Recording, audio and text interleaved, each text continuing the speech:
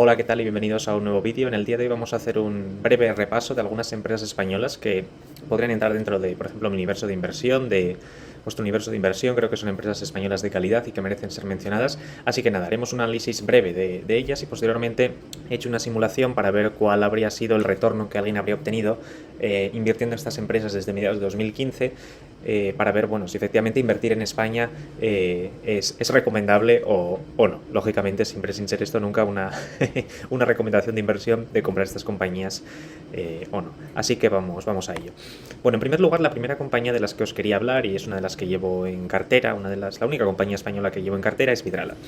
Como sabéis, Vidrala es una empresa española, que yo considero de calidad, dedicada a la fabricación de envases de vidrio para la industria del consumo. Muchos de sus clientes son, bueno, pues blue chips, es decir, empresas de consumo pues de bebidas alcohólicas, aceite, vinagre. Entre sus principales clientes, por ejemplo, se encuentran Heineken y Diageo. Si tenéis, bueno, pues algunas curiosidades sobre Vidrala, saber más, pues tenéis en el canal 2 vídeos acerca de la compañía en las que, bueno, pues los que explico, bueno, pues el modelo de negocio, cuáles son mis impresiones acerca de la compañía. Y como veis, pues desde que salió a cotizar, pues se ha revalorizado casi un 3000% si hacemos el ajuste por dividendos, ¿vale? Y como vemos, bueno, pues la evolución del flujo de caja de Vidrala ha sido muy elevado. Luego comentaremos este año los problemas que tendrá, pero creo que esto será algo que a largo plazo pues seguirá evolucionando con esta tendencia alcista. Los puntos a favor en Vidrala son, o yo destacaría, una buena gestión empresarial, un negocio oligopólico. Es difícil desbancar a los principales operadores del mercado. ¿Por qué? Porque normalmente, al igual que en los negocios de fabricación de plásticos, los negocios de fabricación de envases de vidrio están cerca de las industrias que se encargan pues de las industrias que demandan esos envases de vidrio y por tanto bueno, es muy difícil entrar a competir porque los costes iniciales de pues, montar una fábrica son muy elevados y no le interesa a una nueva compañía entrar a competir contra otra que ya tiene establecida la red de distribución, ya tiene, pues digámoslo así, una especie de apalancamiento operativo, la fábrica entra en rentabilidad. No tendría ningún sentido económico entrar a competir en ese punto, a no ser que, por ejemplo, esta fábrica pues, estuviese teniendo problemas, la empresa no estuviese proporcionando un servicio de calidad a los clientes, pero eso de momento no está ocurriendo, con lo cual es difícil que vaya a darse en los próximos años. Luego también es una empresa protegida de la competencia, y esto se puede ver en los altos retornos sobre el capital que consigue, y ya que debido a que los mantiene de forma sistemática durante muchos años. Y esto, como comento, pues reduce significativamente el riesgo de valor terminal en los flujos de caja de la compañía. Los puntos negativos, y es por lo que ha habido esta caída tan grande que vemos aquí en Vidrala, son la excesiva dependencia del gas para la fabricación de vidrio y que es un negocio algo intensivo en capital. Esto ha creado una serie de tensiones en el corto plazo que han hecho que los beneficios de Vidrala se desplomen, pero bueno, están aplicando subidas de precios, haciendo que las fábricas sean más eficientes e intentando reducir la dependencia del gas natural para no tener problemas de generación de caja en un futuro. Así que estos serían los puntos negativos que yo destacaría de Vidrala. Lógicamente, el gráfico de la derecha, como comentaba antes, muestra la evolución del flujo de caja libre desde el año 2004 y este año el flujo de caja será muy cercano a cero. ¿Por qué? Porque el beneficio va a caer mucho, porque efectivamente los costes se han incrementado de manera muy elevada por el incremento del precio del gas, pero a medida que ese precio del gas se vaya normalizando, la situación de crisis energética que hay en Europa se vaya normalizando entre los próximos 2-3 años, Vidrala tendría que empezar a presentar buenos resultados. Pero bueno, si no lo hace, habría que analizar por qué no lo está haciendo y hay que hacer siempre un trabajo de pues monitorización y seguimiento de la compañía para ver dónde está acertando, dónde nuestra tesis está yendo bien y dónde nuestra tesis está yendo mal. Así que este sería un resumen express de la primera de las compañías. La segunda de las compañías que quiero tratar y que creo que es muy importante tratar es Inditex. Como sabéis, Inditex es un minorista de productos textiles español que opera a nivel internacional, ¿vale? Muchos de los lugares a los que vais pues encontraréis siempre tiendas de Inditex. Es un grupo en el que la principal marca es Zara, pero también existen otras como por ejemplo Pull & Bear, Bershka, si no recuerdo mal, son algunas marcas dentro del grupo Inditex. Y es curioso, pero es la empresa cotizada española con mayor capitalización de mercado. No supera los 100.000 millones de euros, pero está cerca, está actualmente en 70 y algo mil millones de euros de capitalización de mercado, si no recuerdo mal. Lógicamente ya va a estar en menos por estas caídas que hubo, que casi la pusieron a 18, pero actualmente Inditex está a unos $25. Es verdad que Inditex lleva unos retornos un poco pobres en los últimos años, y esto se debe fundamentalmente a dudas sobre la viabilidad del modelo de negocio, un exceso de valoración, es decir, fue una combinación de factores que hicieron que la cotización estuviese muy elevada en el año 2017 y que durante estos años se haya mantenido prácticamente lateral, mostrando pues las desconfianzas del mercado hacia la viabilidad de la compañía en el futuro. yo destacaría de los puntos a favor de lo bueno, pues yo no me he mirado a Inditex muy en detalle, pero sí que me gusta seguirla porque me parece una compañía que entra dentro de la definición que se podría dar de calidad. Creo que es una compañía con buena gestión empresarial, tiene una ventaja competitiva en forma de productor de bajo coste. Ya sabéis que Inditex lo que se centra fundamentalmente es, ellos tienen definidos unos mercados y alrededor de esos mercados buscan zonas de bajo coste, donde puedan producir productos textiles a bajo coste para distribuirlos en poco tiempo a los mercados en los que opera y así pues estar siempre a la vanguardia y no tener que hacer pues acopio pues de nuevas prendas que vengan de un lugar muy lejano del mundo, y así ellos tienen, digámoslo así, la distribución de los productos que ellos venden bastante controlada, muy cerca de los mercados, y eso reduce mucho el coste para Inditex y permite ofrecer los productos a un precio muy bajo, teniendo al cliente satisfecho, ¿no? Y eso es lo que hace pues que mucha gente compre las tiendas de Inditex y esté muy satisfecho con los productos de esta compañía. Hay un alto porcentaje de las acciones en posesión de una familia, la familia Ortega, y el retorno sobre el capital de la compañía es muy elevado y tiene posición de caja neta. Los puntos negativos que yo siempre le veo a Inditex, y es el problema del mundo de la moda, es que está presente en un mercado muy competitivo, ¿vale? Tiene muchísimos competidores de bajo coste como Shein actualmente, que no sabemos si le está haciendo daño o no. Los flujos de caja son algo erráticos, quizá debido a la presencia en un sector donde se acumula mucho inventario, digámoslo así, la variación de working capital pues puede ser muy elevada en cortos periodos de tiempo. Si comparamos lógicamente el flujo de caja con el beneficio operativo, vemos que el beneficio operativo es mucho más predecible y crece de manera más constante a largo plazo. Yo creo que estas fluctuaciones se deben a las variaciones en las cuentas por pagar, en las cuentas por cobrar y en la acumulación de inventario, el ser un especialista en comercio minorista. Así que quizá el mercado, debido pues a estas dudas que tiene acerca del entorno tan duro, competitivo que hay actualmente, no escasa predictibilidad, porque los flujos de caja, como veis, son crecientes, pero sí, digámoslo así, la elevada volatilidad, digámoslo así, de la acción puede deberse a que los flujos de caja no son tan predecibles como en otras compañías, con lo cual puede que el mercado le asigne un mayor riesgo, valor terminal, a estos flujos de caja, y por eso haya mantenido tantas dudas con esta compañía en los últimos años. La principal pregunta que yo creo que hay que hacerse con Inditex es si la compañía va a ser capaz de mantener su ventaja competitiva frente a competidores asiáticos de coste aún más bajo en los próximos años, y si van a mantener la misma cultura empresarial y la misma filosofía de buen trato al cliente en los próximos años, o si eso va a cambiar,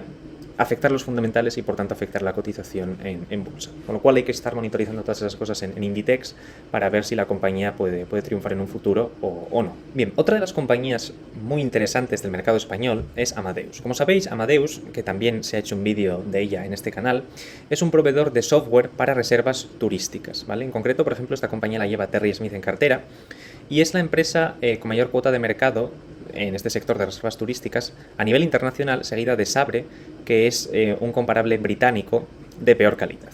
Como veis, Amadeus es una compañía que históricamente ha tenido una revalorización muy elevada. Ha tenido lógicamente el problema de la pandemia, que le ha afectado muy negativamente porque se ha reducido el tráfico aéreo, pero esto no ha impedido que la compañía se haya revalorizado bastante en bolsa en los últimos años. Destacaría los siguientes puntos positivos y negativos de Amadeus. Los puntos a favor es que hay una buena gestión empresarial, una ventaja competitiva en forma de costes de cambio. ¿Por qué?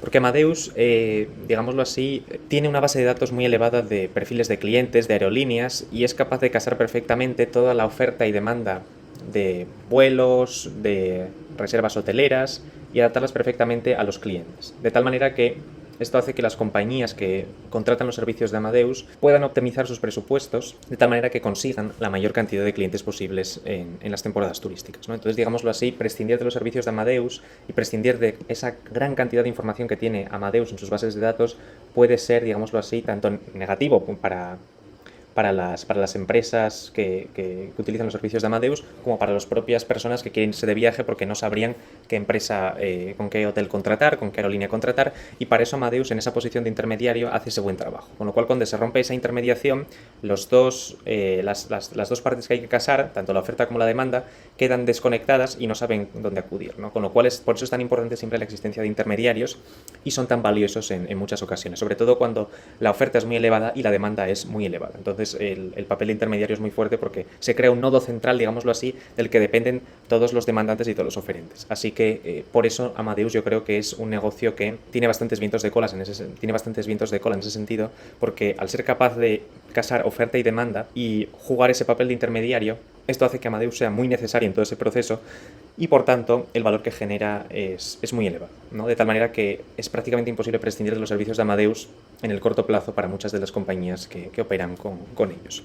Otra de las puntos alcistas en la tesis de Amadeus es que el mercado potencial es muy elevado. ¿Por qué? Porque debido al incremento de la productividad del trabajo, el tiempo de ocio para las personas va a ser cada vez mayor y eso va a hacer pues, que las personas pues, quieran gastar más tiempo en ocio, en viajes, en conocer nuevos lugares, y esto favorezca pues, a Amadeus, debido a que bueno, pues, se vería favorecido de manera indirecta por el incremento, por ejemplo, del tráfico aéreo o pues, del mayor tiempo de ocio disponible para las personas.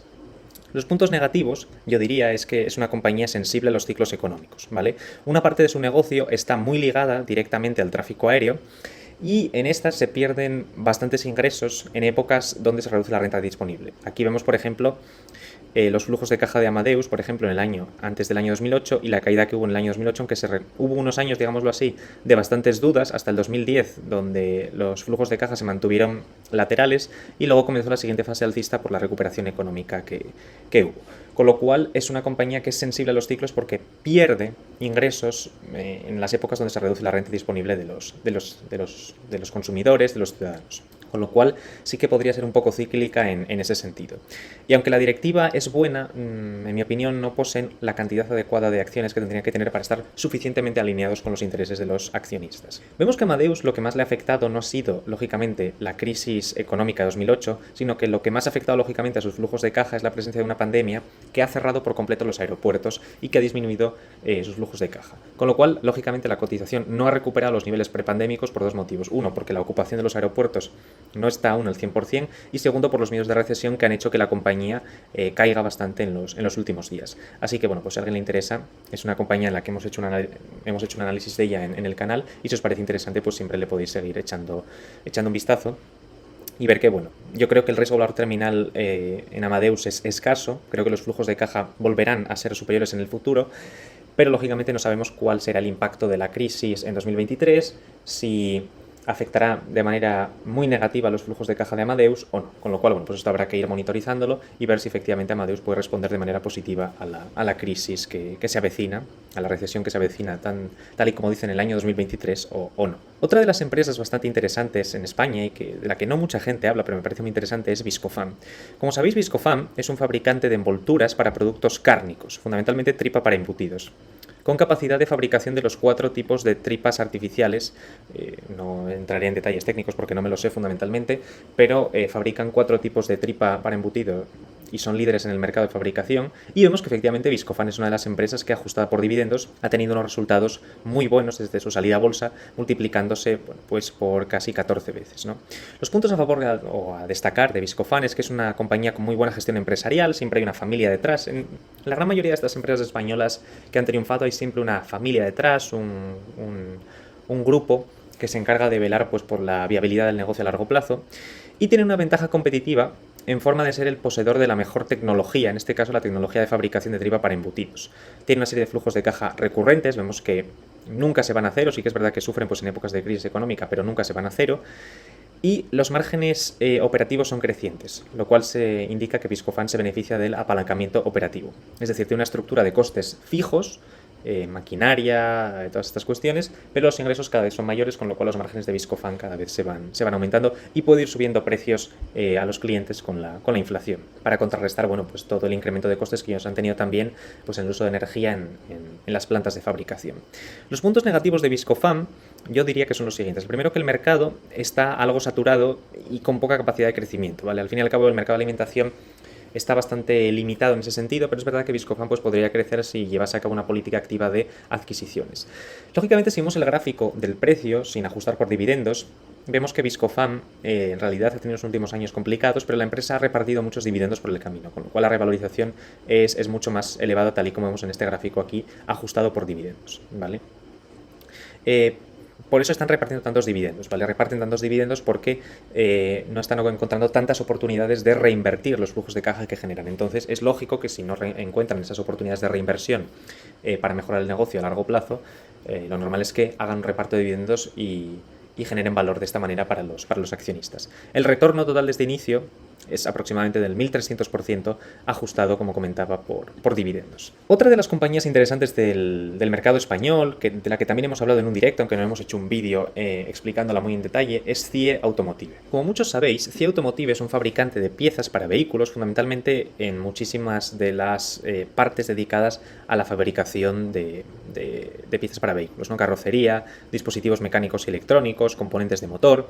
Los puntos a favor que yo destacaría de CIE son los siguientes. En primero, de nuevo, como en todas estas compañías, hay una buena gestión empresarial por detrás, se ha creado una estructura de balance muy sólida, una compañía con unos flujos de caja estables, deuda escasa, orientada a la generación de beneficios a largo plazo, un negocio ampliamente diversificado y con presencia en el mercado del vehículo eléctrico. Actualmente CIE Automotive tiene un 17% del negocio, si no recuerdo mal, solamente centrado en el vehículo de combustión, pero el resto del negocio puede trasladarse al vehículo eléctrico, por lo que no habría ese riesgo de valor terminal a largo plazo en el caso de que, lógicamente, vaya habiendo esa progresiva adaptación de la flota de vehículos y esa transición de los motores de combustión a los motores eléctricos, con lo cual creo personalmente que hay un gran mercado potencial del que esta compañía CIE puede aprovecharse.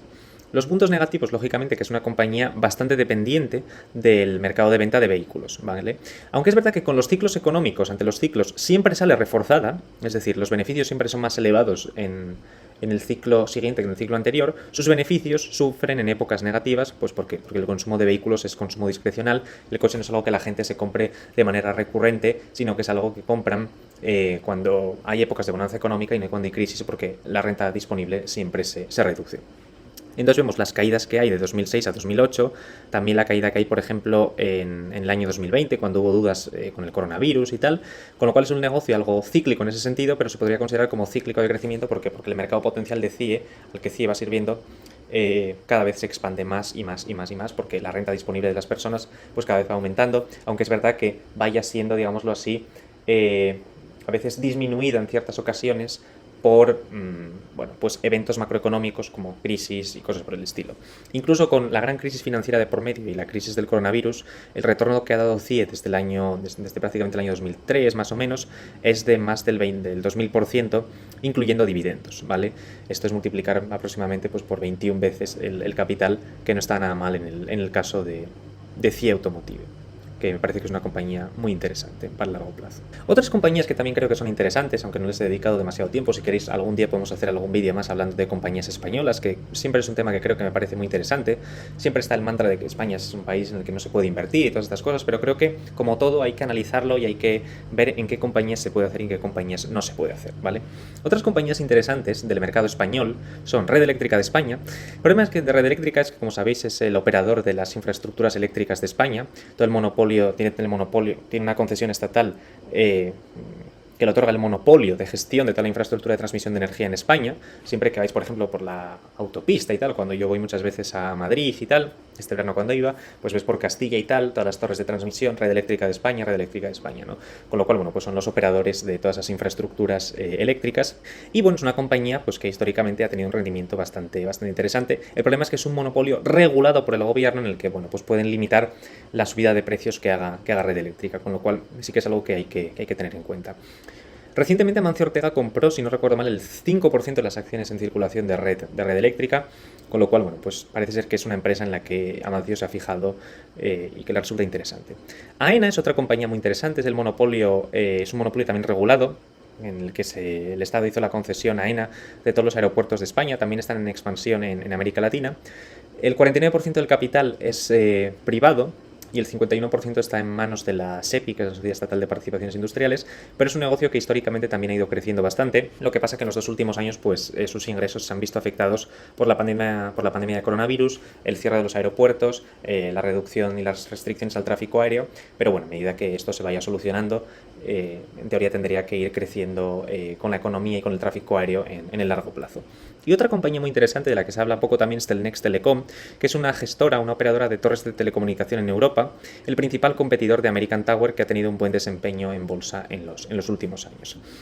Y esta gráfica que veis aquí me ha parecido muy interesante traerosla. Es una simulación que yo he hecho en Python, en la que he construido una cartera equiponderada con cada una de las compañías que hemos comentado anteriormente: Vidrala, Inditex, Viscofan, CIE Automotive, Red Eléctrica de España, AENA, Celnex y Amadeus, ¿vale? He estudiado la evolución de esta cartera desde mediados del año 2015 hasta la actualidad y vemos que la cartera ha rendido, incluyendo dividendos, un 7,5% anual, que no está nada mal para ser compañías españolas. Lógicamente esto ha batido al IBEX 35 en los últimos años, además con creces.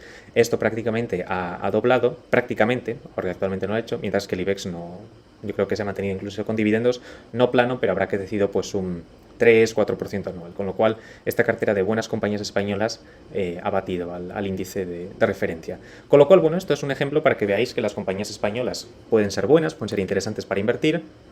Aquí veis el ejemplo de ello. Esta sería la rentabilidad que alguien habría obtenido invirtiendo en todas estas compañías españolas en los últimos años.